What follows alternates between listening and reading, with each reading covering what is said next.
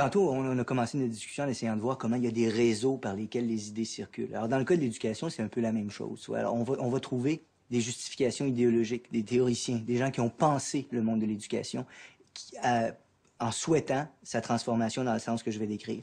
D'un autre côté, on a aussi des institutions transnationales puissantes où on va véhiculer le même discours, puis forcer, inciter les acteurs, les gouvernements, les professeurs à adopter des pratiques conformes à ces idéaux. Et finalement, on va avoir des groupes de pression, des think tanks, où on va s'efforcer de réaliser la même chose.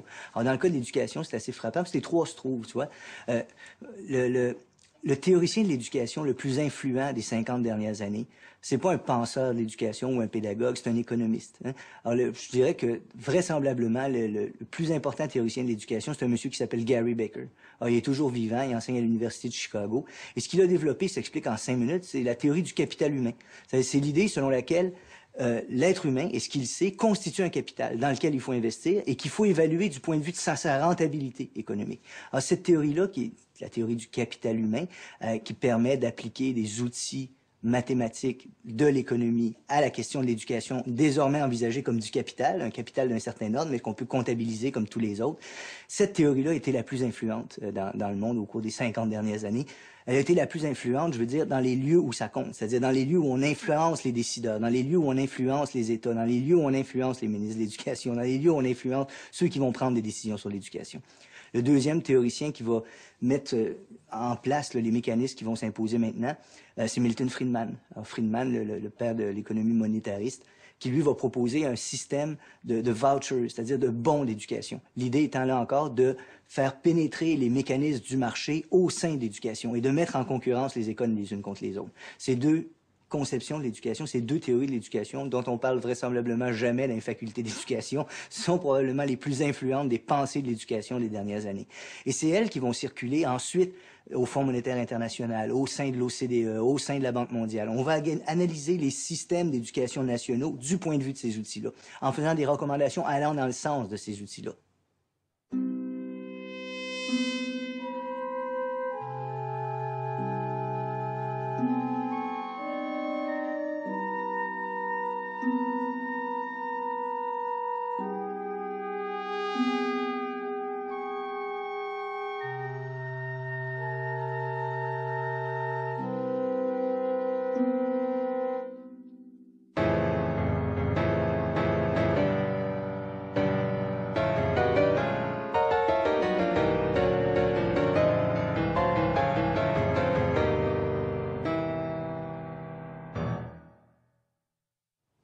Historiquement, on dit souvent qu'Hitler a inventé l'idée de propagande. C'est vrai qu'on va souvent lire dans les journaux ou ailleurs l'idée que Hitler, lors de la Deuxième Guerre mondiale, a compris le rôle de la propagande. Et c'est vrai que lors de la Deuxième Guerre mondiale, Hitler a compris l'importance de la propagande dans une société. Pourtant, il l'a pas inventé. Il l'a appris de nous. Quand je dis de nous, c'est-à-dire qu'il l'a appris des démocraties occidentales. Il l'a appris en particulier des Anglais et il l'a appris des Américains.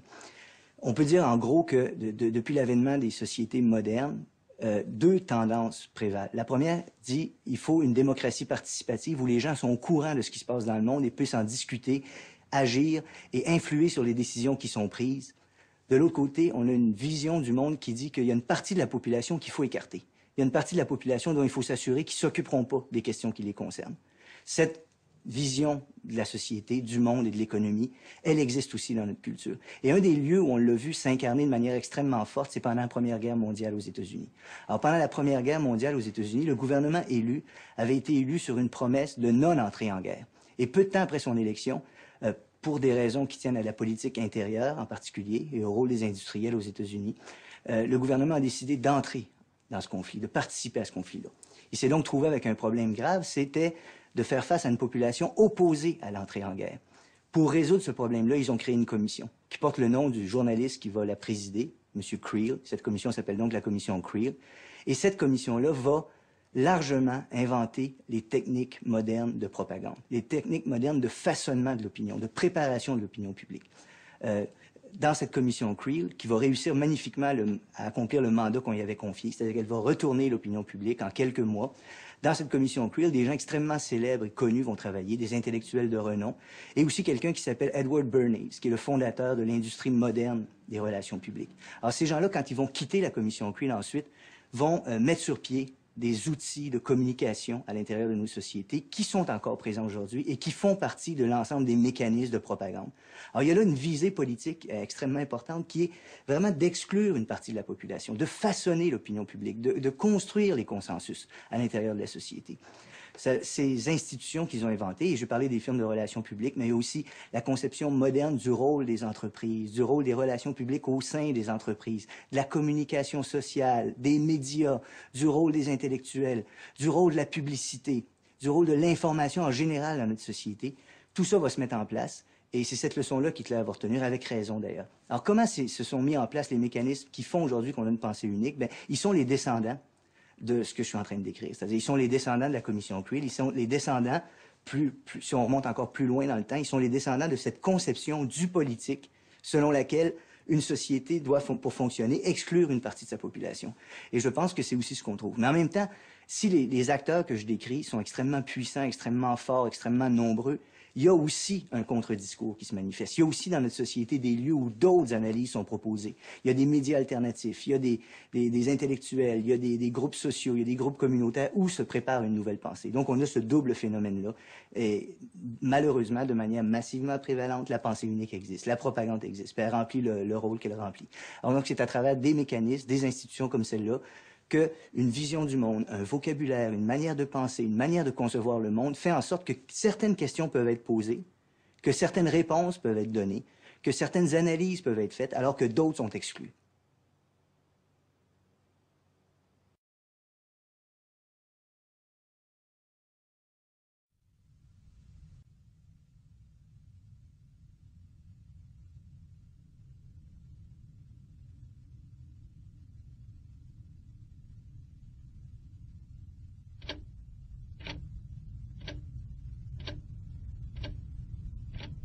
Le syndrome du larbin. Chez un individu, le syndrome du larbin est un comportement pathologique visant à prendre systématiquement la défense des classes les plus favorisées au détriment de celles dont il est issu. Ce syndrome diminue les capacités d'analyse du larbin et se traduit par un blocage psychologique l'incitant à agir préférentiellement contre ses propres intérêts au profit de ceux qui l'exploitent. L'amour démesuré qu'affiche le larbin à l'égard des patrons, des rentiers ou des milliardaires est l'acte de foi qui structure son discours. Le larbin agit sans discernement de ce qui pourrait être bon pour lui.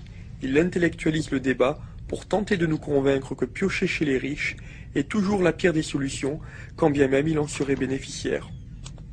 Les arguments économiques qu'il invoque inlassablement n'ont pas servi à forger sa conviction.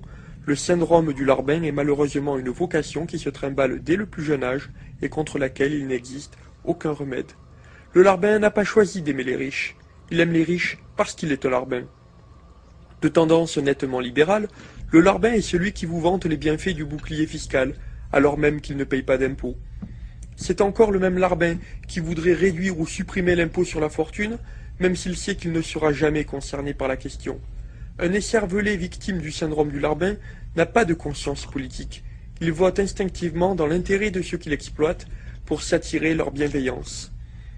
Le larbin estime que l'argent qui lui fait défaut est beaucoup plus utile dans le coffre d'un riche, qui pourra ainsi le réinvestir beaucoup plus utilement qu'il ne l'aurait lui-même dépensé. Le larbin cautionne tous les sacrifices et les plans d'austérité dont il pourrait être l'objet, comme la baisse des salaires ou encore l'augmentation de l'âge de la retraite, même si son travail ne lui convient d'aucune façon et que ses maîtres ne lui offrent aucune perspective d'améliorer sa condition. Deux théories principales s'affrontent pour expliquer l'origine du syndrome, la thèse génétique et la pathologie mentale. Après des siècles d'esclavage et de féodalité, les larbins pourraient être le produit d'une sélection artificielle des soumis par leurs maîtres. La transmission génétique des caractères aurait favorisé la sélection d'une souche vivace de larbins domestiques au profit d'une nouvelle espèce de primate, l'Homo larbinus. Selon cette hypothèse, le mécanisme en œuvre serait similaire à la sélection des chiens et des chevaux, mais directement appliqué à l'homme. Pour les tenants de la pathologie mentale, le caractère héréditaire n'est pas retenu. Il s'agirait plutôt d'un trouble qui se développerait dès l'enfance. Le processus s'aggraverait au passage à l'âge adulte, lorsque le sujet prend conscience de la médiocrité de sa condition. Le larbin développerait des stratégies inconscientes visant à restaurer un équilibre cognitif pour justifier l'acceptation de sa subordination. Le larbin finit ainsi par s'identifier à ses maîtres en s'imaginant appartenir au corps social qu'il exploite. Le larbin réagit vivement à toute discussion qui ose remettre en cause les privilèges des plus fortunés. Incapable de se livrer à une argumentation convaincante, ses messages distillent la peur et les intimidations dont il est l'objet. En réaction, le larbin brandit instinctivement une succession de termes caractéristiques qu'il essaye de glisser dans son discours, tels que communisme, bolchevisme, tirage vers le bas, la Stasi, Corée du Nord, isolement, dictature socialiste, évasion fiscale, paupérisation, millions de morts. Les quelques messages qui suivent portent la quasi-signature littéraire d'un larbin digne de ce nom. Les riches, il faut les bichonner, les câliner, si on les spolie trop, ils s'installeront ailleurs. Le bolchevisme, non merci, les Russes ont essayé en 17. Comme en Corée du Nord ou au Zimbabwe. La fortune de Bill Gates, ça fait 3 pizzas par Africain et après on fait quoi? Si les riches disparaissent, on ne pourra plus leur vendre des produits de luxe. Ma patronne paye trop de charges. Les parachutes dorés, c'est une compensation pour dissuader de saboter davantage l'entreprise. Divisé par le nombre de salariés, ça fait beaucoup moins que dans une seule poche. Le syndrome du larbin ne prolifère pas seulement chez les plus démunis intellectuellement, comme on pourrait le penser, il affecte une large fourchette de la population, sans corrélation apparente avec le niveau d'études. 20% de la population pense faire partie des 1% les plus riches. Les larbins sévissent en masse sur les forums d'économie dont l'étude de ces disciplines semble en aggraver les symptômes. Le paysage politique avec l'élection d'un président au service des plutocrates révèle un seuil de contamination critique dans la patrie des droits de l'homme. La situation est grave, mais peut-être pas complètement désespérée, et les symptômes ne cessent d'évoluer au fil de l'actualité. Aussi, aidez-nous à maintenir et à diffuser ce document pour lutter efficacement contre ce fléau des temps modernes. Pour la santé publique.